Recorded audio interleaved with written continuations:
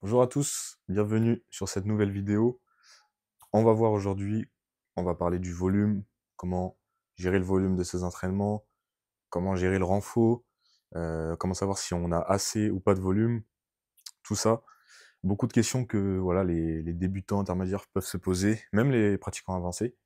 Euh, c'est important de faire cette vidéo parce qu'au début, on a vraiment des doutes sur vraiment ces questions. On se pose des questions, des fois, qui peuvent paraître bêtes, mais qui ne le sont pas. De est-ce que j'ai assez de volume? Est-ce que j'en fais assez? Pourquoi je devrais mettre tel exo de renfo et pas un autre? Est-ce qu'il me manque pas du renfo, etc. Est-ce que je devrais pas tout faire tout mon corps? Enfin bref, on va voir ça ensemble. Je tiens à préciser que cette vidéo va être totalement raw. J'ai préparé juste le thème, j'ai pas de script, j'ai pas de notes parce que voilà, j'ai pas d'ordi actuellement. J'ai rien du tout. C'est que du raw. euh, Parce que en ce moment, je peux pas trop préparer des vidéos comme j'ai l'habitude de faire sur la chaîne. Donc vraiment préparer, vraiment monter tout ça. Là, j'ai pas trop le temps. Et je me dis que fait est mieux que parfait, donc vaut mieux faire, même si peut-être il y aura un peu moins de qualité, vu que j'ai pas préparé vraiment de texte. Mais vaut mieux faire, vaut mieux sortir quelque chose, ça aidera quand même des gens. Donc si vous vous posez la question du volume, du renfort, tout ça, on va voir ça dans cette vidéo. L'inspi m'est venu d'une nouvelle élève que j'ai eue récemment. Donc si tu regardes cette vidéo, tu vas te reconnaître.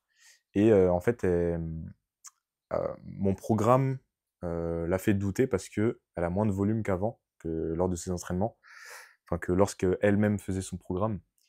Et donc, elle me posait des questions du type est-ce que c'est normal qu'il y ait moins de volume? Est-ce que c'est normal que je sente moins d'avoir travaillé en fait en fin de séance, tout ça, moins de renfo. Donc, on va parler de ça. Par où commencer? Hum, Déjà, faut savoir, pour avoir un petit guide comme ça, un petit truc pratique, vaut mieux en avoir pas assez. C'est l'inverse de la phrase un peu connue. Vaut mieux pas assez que trop en street, quand on s'entraîne pour la force. Parce que trop, ça veut dire forcément des gènes qui vont apparaître et donc des blessures. Ou alors, même si ça reste des petits gènes, des choses qui vont nous faire freiner notre entraînement. Donc en gros, une perte de temps. Alors que pas assez, forcément, faut une limite où on progresse. Faut un seuil où on va quand même progresser par rapport à nos entraînements. Mais pas assez, c'est mieux en fait. Et c'est ce qu'on vise. En fait, on vise pas à être à chaque bloc.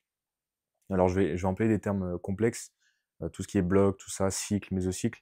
Je vous invite à aller voir mes vidéos récentes, euh, récentes et non. Hein. Vous regardez dans la playlist Conseil Street et tout ce qui est sur la programmation, vous regardez et vous allez mieux comprendre ces termes-là. Mais donc en gros, un bloc d'entraînement, c'est 4 à 6 semaines d'entraînement qu'on a fait, qu'on a conçu du coup. Et donc, le but, c'est pas à chaque bloc d'aller chercher du RPE 10 parce que si on fait ça, on va créer une fatigue non pas sur quelques jours, mais sur quelques semaines, voire mois. Et on sera jamais efficace après sur la suite de nos entraînements. Donc, le but d'un bloc, c'est d'aller chercher forcément un gros RPE, mais pas du RPE 10. Donc, c'est un peu la logique de chercher à pas avoir assez, pas avoir assez de volume, d'intensité. Donc, si vous vous posez la question que vous avez, est-ce que vous avez assez? Déjà, c'est bon signe parce que quand on a trop, on se pose pas la question parce qu'on est dans le rush, on est dans le truc. On a peut-être des gènes qui apparaissent et tout. On sent qu'à chaque séance, on en fait beaucoup, donc on se pose pas la question. Donc déjà, c'est bon signe de se poser la question. C'est-à-dire que vous êtes déjà sur la bonne voie, que ce que votre coach a fait ou ce que vous avez fait, c'est déjà un bon truc parce que ça veut dire que ça a été dosé euh, d'une certaine manière. Voilà, une fois qu'on a dit ça, comment aborder le sujet du volume? Mmh, les bases, en fait, c'est d'avoir, pour la force, hein, d'avoir, un format qui va correspondre à vos objectifs sur chaque mouvement. Au moins un format, c'est-à-dire que pour la force, forcément, on cherche à faire de la force, mais pas que. On cherche surtout à faire du volume pour créer de l'hypertrophie, parce que plus un muscle est gros, plus un muscle est fort. Donc on va chercher à avoir un format de force, un format de volume, et après, potentiellement, des formats de vitesse, même si ça va aussi avec le volume, parce que c'est surtout là qu'on va pouvoir mettre de la vitesse due à l'intensité un peu plus réduite. Et la vitesse, on la met tout le temps, normalement, sur nos exos, à partir du moment où la technique est bien ancrée. Enfin, pas forcément seulement quand elle est bien ancrée, hein, mais en tout cas, surtout quand elle est bien ancrée. Là, on doit vraiment mettre un maximum d'intention de vitesse pour maximiser les gains en puissance et donc en force, parce qu'en fait, la force, c'est la capacité à générer le plus de fibres musculaires le plus rapidement possible. Et, euh, et la vitesse aide à ça, justement. Bref, on va pas rentrer dans les détails, là, c'est pas le sujet. Mais du coup, pour ce qui est du volume, on doit comprendre qu'en fait, c'est des principes, et du coup, on doit avoir ces formats-là. Donc ça va donner peut-être, allez, 4 formats dans la semaine pour un mouvement, si on a 2 séances et qu'on a 2 fois, en fait, chaque format. Même si on va pas faire 2 fois de la force, mais ça peut être, un format assez haut en intensité et un deuxième format un peu plus bas, heu, avec du volume, avec peut-être même de l'endurance, hein, ça va bien marcher, surtout sur le tirage, même sur les dips. Donc on doit comprendre ça, en fait. On doit comprendre qu'on doit avoir déjà 1 à 2 formats par séance sur un mouvement et du coup, si on fait 2 fois le mouvement, 3 à 4 dans la semaine. Après en termes de volume de répétition, si on parle de force, ça donne à peu près, grosso modo, 40-50 reps par semaine à peu près. Là, je vous explique un truc basique. Forcément, il y a des blocs d'entraînement où on va être sur un volume beaucoup plus faible, beaucoup, beaucoup plus faible.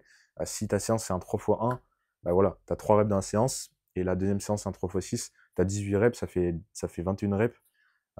C'est un volume assez faible. Ça, c'est un volume plutôt axé proche des compétitions. Plus on va s'éloigner d'une compétition ou d'une échéance qu'on s'est fixée, hein, c'est pas forcément une compétition, mais ça peut être une échéance qu'on se fixe nous-mêmes de OK, à ce moment-là, je veux performer. Pour ça, je vous invite vraiment à regarder la vidéo, une de mes dernières vidéos, où j'explique vraiment en fait comment créer son programme et la manière en fait de créer son programme, c'est de prendre une échéance, que ce soit une compétition, une échéance imaginaire, de partir du point où on est et en fait de faire un rétro-planning. Mais bref, je vais pas réexpliquer. Dans la vidéo, c'est beaucoup mieux expliqué avec un schéma et tout. Mais du coup, quand on comprend ça, on comprend que on n'a pas le même volume en fait sur toute l'année et sur toutes nos périodes d'entraînement. Mais grosso modo, ouais, en fait, là, comme ça, de tête, ça va aller de 20 à 40-50 reps. Je parle vraiment de reps sur un mouvement et avec un objectif de force. Si on a un objectif d'endurance, ça explose. Mais là, je parle vraiment d'un objectif de force. Donc déjà, ça peut donner un ordre d'idée. Les séries, après, bah, en vrai de vrai, les séries, vous organisez comme vous voulez, hein. Les séries, pour le coup, c'est pas vraiment ce qu'il faut regarder dans le sens où ça dépend. En fait, ce qu'il faut regarder, c'est surtout le nombre de reps, à quel point il évolue, et comment on répartit par rapport à ce nombre de reps-là, l'intensité, donc la charge, et les séries. Parce qu'un 6x4, c'est pas pareil qu'un 4x6. Parce qu'en fait, sur un 6x4, on peut mettre un peu plus d'intensité qu'un 4x6. Et si on met pas plus d'intensité et qu'on garde la même intensité que le 4x6, on pourra mettre plus de qualité normalement. Parce qu'en fait, on fait 4 reps, on se fatigue moins avec la même charge. Donc même s'il y a plus de séries, on a normalement plus de qualité, plus de vitesse, plus de qualité d'exécution, donc une meilleure technique. Et ça donne des adaptations différentes. Ça permet aussi de travailler la capacité de réitération de l'effort, parce que faire 6 séries, c'est un peu plus dur mentalement qu'en faire que 4, même s'il y a plus de reps sur les 4. Mais en gros, c'est surtout ça qui va dépendre. Donc, mais voilà, déjà pour avoir une ordre d'idée, à peu près 30-40 reps par mouvement par semaine. Après, on organise comme on veut. Forcément, après, je vous ai déjà dit, hein, pour avoir des intensités, plus de force, plus de volume sur la semaine. Et après, en termes de renfort. Donc là, on parle de la force, hein, je tiens à préciser, on parle de la force. En termes de renfort, ce qui va être important, c'est de à la fois varier les renforcements. Par exemple, un mois, on va être un peu focus sur l'arrière d'épaule, et un autre mois, on va être focus sur les biceps. Pourquoi pas, hein, dans le même mois, hein, mais c'est un exemple arbitraire. Et à la fois, en fait, ne pas faire l'erreur de tout le temps changer ses renforcements. Donc, typiquement, si je fais un bloc, voilà, 4 semaines, je fais du tirage vertical. Si c'est justifié et qu'il y a une logique, bah, on peut continuer le tirage vertical sur le bloc d'après. C'est pas parce qu'on change de bloc, on change de programme qu'on doit forcément changer le renfort. On peut peut-être mettre une variante différente pour aller chercher une activation différente, quelque chose de différent, par exemple une pause pour aller renforcer sa fin d'amplitude en traction, enfin en tirage et du coup en traction. Mais on n'est pas obligé de changer forcément l'exercice euh, et d'en rajouter, parce que c'est bien aussi de progresser sur des exercices de renfort, sur des... j'ai oublié le terme. bon, bref, voilà, sur un exercice de renfo, pour avoir des données et pour tout simplement maximiser des gains après sur nos exercices de compétition, donc là en l'occurrence la traction. Moi ça m'arrive de garder le même renfo pendant 2 blocs et de changer quelques variantes sur l'exercice. Par contre, en termes de renfo, franchement, si vous êtes plutôt débutant intermédiaire, vous prenez pas la tête. Essayez d'en faire le plus possible sans que ça prenne trop de place dans votre séance en termes de temps. Enfin, en fait, déjà rien qu'en termes de temps, vous avez une bonne estimation de si c'est trop ou pas. Si vous passez 20 minutes sur votre séance, sur vos mouvements et 40 minutes sur vos renfos, c'est qu'il y a un problème. C'est que vous pourriez mettre plus de mouvements et un peu moins de renfos. Les mouvements doivent toujours être prioritaires, sauf vraiment dans des blocs de renfo purs, d'hypertrophie sur des profils qui sont vraiment en manque, enfin qui ont vraiment un point faible sur l'hypertrophie.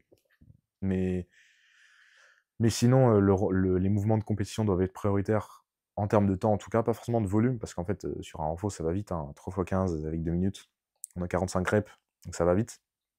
Pas forcément en termes de volume, mais en termes de temps. Ça fait déjà une bonne estimation pour se rendre compte de comment organiser ces séances. Et, euh, et en fait, une fois que j'ai dit ça, bah, vous allez bien voir ce qui va ou pas, parce que du coup, je vous ai déjà donné des indications sur le format de compétition. Donc vous savez que vous allez avoir, je sais pas, 15 reps, 20 reps par séance. Donc s'il y a plus de renfo que ça, euh, sachant que du coup c'est un peu plus long de faire de la force, parce qu'on a des temps de repos plus longs et tout, si le renfo est plus long que ça, eh ben, vous savez que vous allez devoir réduire un peu le renfo. Après, ça peut être de la même durée et un peu plus long des fois, parce que si on fait une séance dips squat ou traction dips, en tout cas, en gros, si on a 2 mouvements dans la séance différents, forcément, on peut avoir des mouvements, enfin des renfos des 2 mouvements du coup. Donc là, ça peut être plus long parce que on va faire un tirage vertical, un développé couché, après on va faire un extension triceps, un curl biceps, et en fait on a 4 exos de renfo. Donc là, oui, ça peut être plus long, mais ça doit pas non plus prendre 60% de la séance, enfin 80% de la séance, à la limite 60%, quoi. Et on peut toujours faire des exos de renfort en superset pour gagner du temps, si vous avez la possibilité dans votre salle.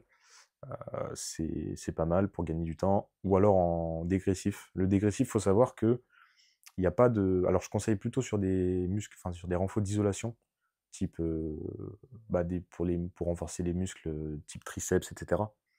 Des renforts vraiment mono-articulaires. Parce que c'est. En fait, sur ces renforts-là, le fait de faire du dégressif va pas vraiment impacter les gains et la performance, mais ça va juste permettre de gagner du temps. Donc en fait, c'est que du bénéf. On a une série, par exemple, ou deux, voire 2 séries, où on fait un dégressif de 2-3 charges. En fait, on peut gagner du temps comme ça. Je crois qu'il y a un léger impact sur les gains, mais c'est vraiment très léger. J'avais vu un article dessus. Et du coup, c'est bénéfique si vous n'avez pas trop le temps et que vous voulez skip rapidement les renfos. Ça ne veut pas dire qu'il ne faut pas se la donner dessus, hein, mais en fait, vous avez les mêmes effets pratiquement que faire 3 séries en étant à une grosse intensité, quoi. Mais bref, c'est pas vraiment le sujet. Mais du coup, pour pas vous prendre la tête sur ça, euh, comme j'ai dit, si vous vous demandez déjà si vous avez assez de volume, c'est que c'est bon signe, c'est que vous en avez pas trop et qu'il faut pas trop en rajouter. Normalement, enfin, si vous vous posez la question, en fait, c'est qu'il faut pas beaucoup en rajouter. Et si vous et deuxième chose, c'est que si vous vous posez cette question, c'est que vous avez l'impression, c'est que vous terminez pas votre séance avec un bon ressenti musculaire. Donc, vous avez fait vos exercices, mais vous n'avez pas un ressenti de congestion, quoi. Souvent, hein, souvent ça vient de là, de se poser cette question, parce que sinon, on ne se pose pas vraiment cette question normalement. Et si c'est le cas, bah, pourquoi pas rajouter un peu de volume. Si vraiment vous avez ce cas-là, bah, rajoutez un peu de volume, que ça soit quelques séries par séance, ou un exo peut-être, peut-être d'isolation, ou alors un exo polyarticulaire, ou alors des séries sur les mouvements comp. Enfin, ça dépend de comment c'est organisé.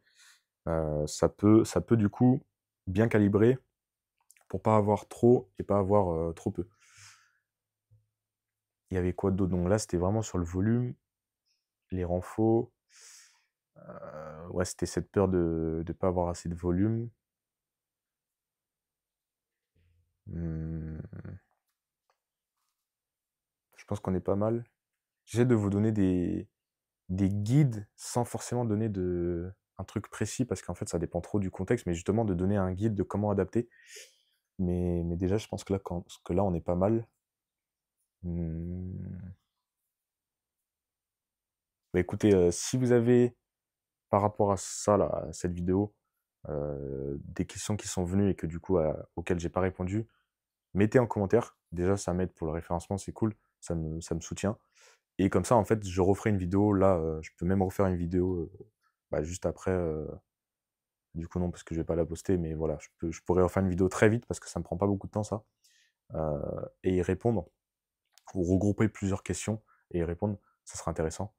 Donc n'hésitez pas, même à détailler, hein, il y a des gens qui ont détaillé et c'est vraiment cool, je préfère ça. Et si vous voulez aller un peu plus loin, justement par rapport à ce que j'ai dit, moi je propose des appels en fait où dedans je vais, enfin vous allez en fait m'expliquer votre situation, vos perfs et tout, vos objectifs. Là par rapport à cette vidéo, ça serait une bonne continuité justement pour aller plus loin. Peut-être que vous avez appris des choses dans cette vidéo, mais que vous voulez vraiment les appliquer à votre contexte.